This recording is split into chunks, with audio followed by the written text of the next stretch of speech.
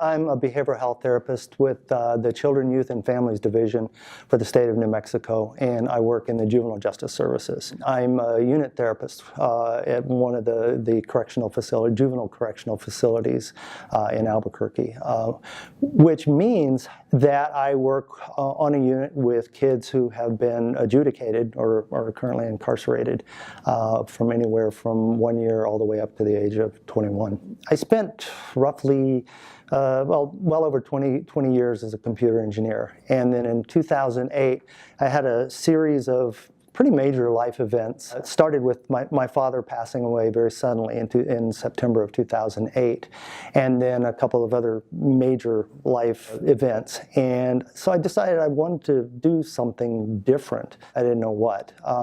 So I met with a friend of mine who's a priest, and we sat down and we talked about it, and he said, well, tell me about your life.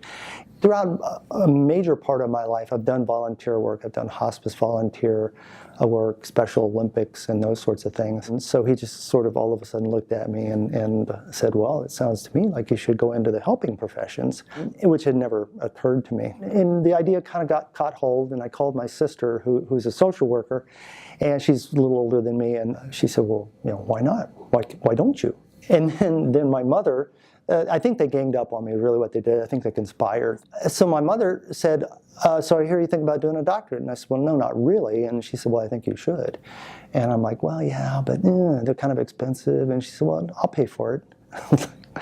So they really started tearing down all the excuses that I may have had, But I didn't know what I wanted to do with a doctorate, or in a doctorate program. The woman who's now my wife, we were interning together. She went to a conference in New Orleans. There was a table there talking about the DBH program, and so she brought a folder back to me, and I opened it and started looking at it, and it just made sense. It made sense to me. And I'd already had Dr. Janet Cummings in a class, and I really enjoyed, the feedback was just amazing. And again, I reached out to my sister, and I said, there's kind of a quandary here. I'm not sure what to do.